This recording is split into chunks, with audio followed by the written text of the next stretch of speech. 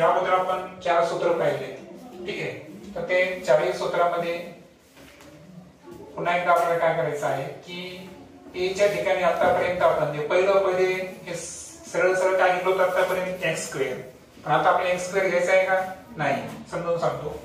पहा, आपलं general equation होतं ax² + bx + c, बरोबर आहे का? आणि याला मी तुम्हाला 4 फॉर्मॅट मध्ये घेऊन दिलं होतं. पैकी जो पहिला फॉर्मॅट आहे, आता लक्षात घ्या हे क्वाड्रॅटिक इक्वेशन आहे. आता या इक्वेशनला आपल्याला वेगवेगळ्या स्वरूपामध्ये अभ्यास करायचा आहे. जसं की आता ax² + bx + c यावर आधारित एक गणित आपण घेणार आहोत. तर ते आहे पहा 2x² + 3x + 1. आता यामध्ये काय झालं की a जो आहे हा कोणता अंक आहे? 2, बरोबर. हा जो b आहे हा कोणता अंक आहे? 3. आणि c जो अंक आहे तो आहे 1. म्हणजे आतापर्यंत मी फक्त b आणि c याच ठिकाणी अंक घेऊन तुम्हाला काय केलं? प्रॅक्टिस केली होती, बरोबर आहे का? पण आज आपण जे पहिलं पद असतं ax², तर यामध्ये a ची किंमत आपण 1 व्यतिरिक्त देणार. 1 असेल तर x² असतं, पण आता इथं 2 आहे म्हणजे इथं a ची किंमत आलेली आहे. मग अशा गणिताचे, अशा बेजिक राशींचे अवयव कसे काढायचे ते आता आपण या उदाहरणावरून समजून घेऊ.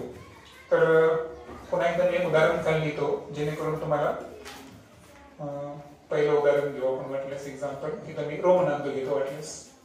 पहा 2x² + 3x + 1. यामध्ये काय करायचं की a आणि c चा गुणाकार करायचा. कोणाकोणाचा? a आणि c चा.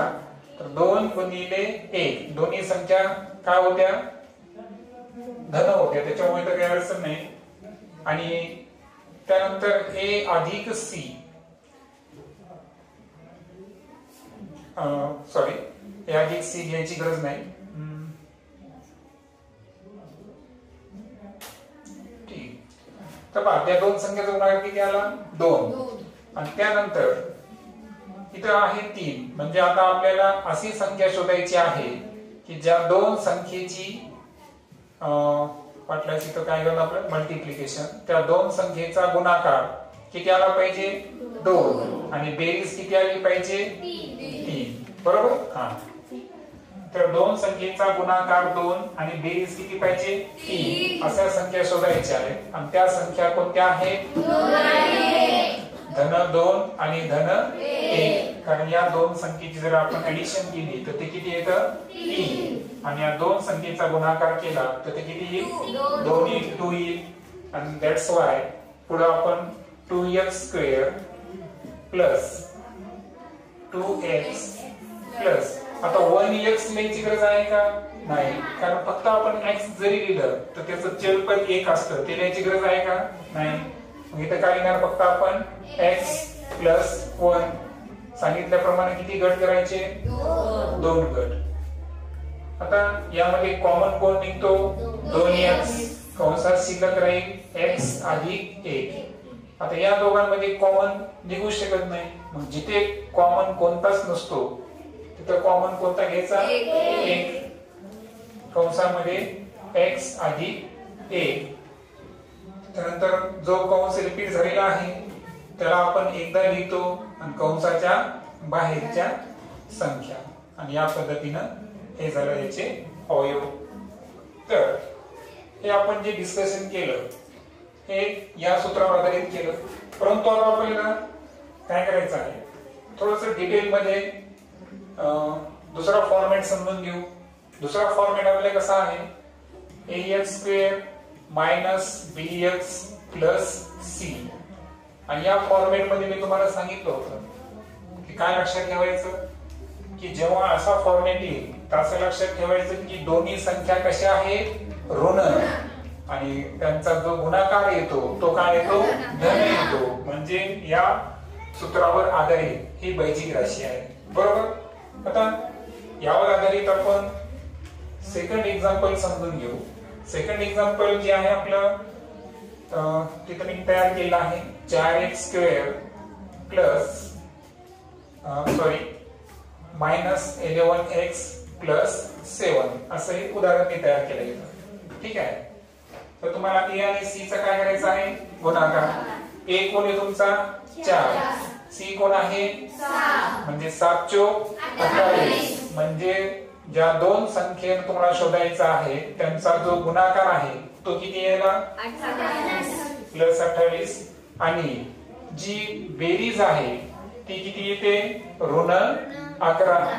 आणि मी अगोदर सांगितलं की हा फॉर्मॅट असेल तर दोन्ही संख्या कशा असतात?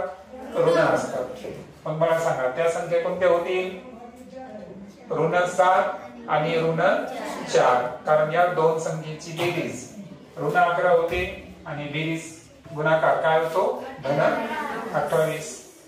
That's why we can write 4x square minus 4x minus 7 plus 7 इथं x आहे. सॉरी. then संख्येची किती गट पाडायची आहे? 2. पहिल्यामध्ये कॉमन कोण येईल? 4x कंसामध्ये x वजा 1 ना. कारण 4x ला 4x ने डिवाइड केल्यावर नथिंग काही शिल्लक राहत नाही. म्हणजे इथं काय शिल्लक राहील? फक्त 1 मायनस कॉमन कोण येईल? 7. आता एक लक्षात ठेवायचं, मायनस आपण कॉमन काढल्यामुळे आतमध्ये सुद्धा काय ठरवलं? इथं मायनसच ठरवलं ना. सो x मायनस 1 कारण 7 ला 7 ने डिवाइड केल्यावर काय येतं? 1. देन आफ्टर हे दोन पद कसे आले? सेम आले. त्याला आपण किती टाइम घेणार? फक्त 1 टाइम. आणि रिमेनिंग जे आहे ते आहे 4x minus 7. So that is the answer. Okay. ठीक आहे. त्यानंतर तिसरा नियम आपण समजून घेऊ. तिसरा नियम असा आहे की जर तुमचं क्वाड्रेटिक तुमचं जे बैजिक राशी आहे ती या स्वरूपात असेल ax² minus bx minus c असं जर असेल तर मी सांगितलं तुम्हाला की या कंडिशन मध्ये एक संख्या ऋण आहे आणि एक संख्या धन आहे. पण मधले चिन्ह ऋण आहे याचा अर्थ जी मोठी संख्या आहे ती काय आहे? ऋण. आणि जी लहान संख्या आहे ती काय आहे? धन आहे. ही ट्रिक आपल्याला लक्षात ठेवायची होती. बरोबर. लहान आपण स्मॉलर पण म्हणू शकतो. ठीक आहे. आता एक उदाहरण आपण त्यावर आधारित मी तयार केलंय की घेऊ आपण 5x² minus 2x minus 7. तर हे आपलं किती उदाहरण आहे? तिसरं उदाहरण. ठीक आहे. आता अगोदर तर आपण a आणि c ला मल्टिप्लाय करणार. बरोबर. म्हटल्यास मी तुम्हाला ट्रिक दिली होती की अगोदर तुम्ही गुणाकार आणि जी बेरीज आहे ती आयडेंटिफाय करून घ्यायची. बरोबर. a आणि c 5 आणि 7 चा गुणाकार किती येतो? 5. पण 5 आणि -7 आहे. वाटल्यास तुम्ही इथे लिहिलं तरी चालतं. 5 आणि -7 याचा गुणाकार किती येतो? -35. आणि आपल्याला जी ऍडिशन आहे बेरीज ती किती पाहिजे? -2. आणि ऍज वी नो की 5 आणि 7 हे 7×5 35 दोघांतला फरक 2 चा आहे. पण कोणती संख्या प्लस आणि कोणती मायनस घ्यायची कशावर ठरवायचं? बेरीजेमध्ये चिन्ह कोणतं आहे? ऋण. म्हणजे ऋण संख्या काय आहे? मोठी. म्हणजे आपले जे अवयव आहेत ते कोणते आहेत? 5 आणि ऋण 7. That's why we can write 5x² plus 5x minus 7x minus 7. Then after we are taking the common factor. Common factor is 5x in bracket x plus 1. Then common factor is -7 again in bracket x plus 1. This bracket should be repeated. Then our answer is correct. Okay. Then after we can take these both for one time.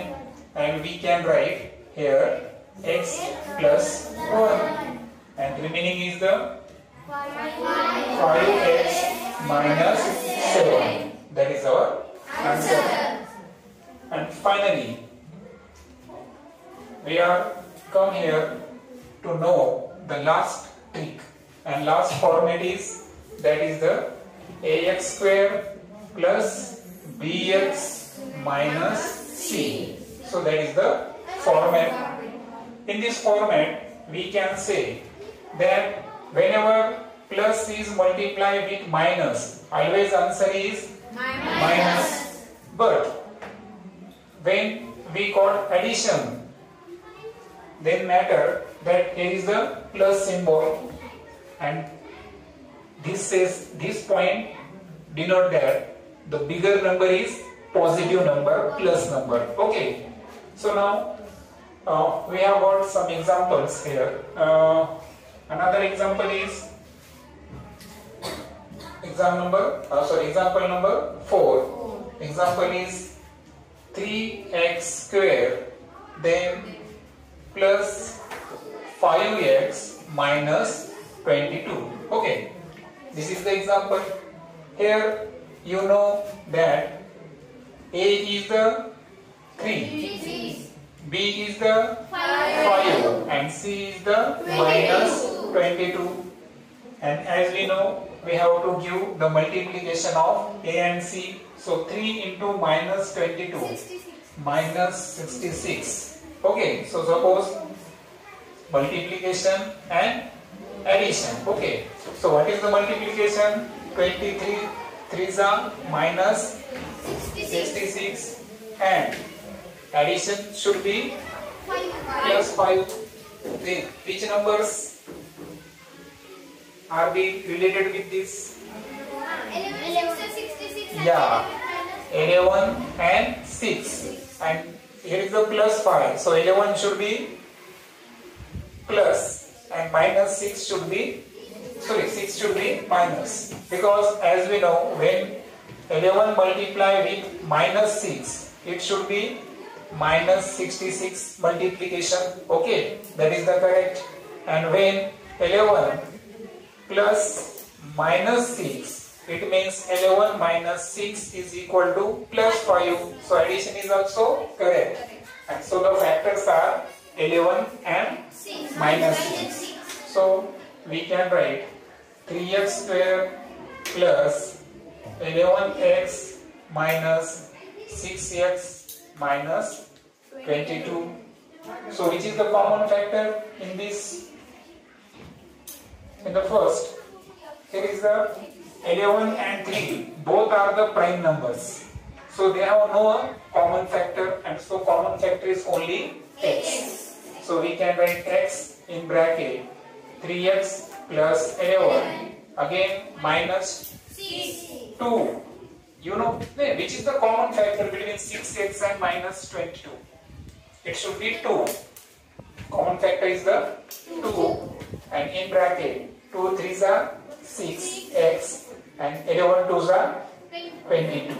Okay, so here plus. I have already mentioned that when negative numbers are 2 times and when we get common in bracket, it is converted into plus sign. Okay, then which is the common? 3x plus 11 and remaining is the x minus 2. That is our answer. Okay.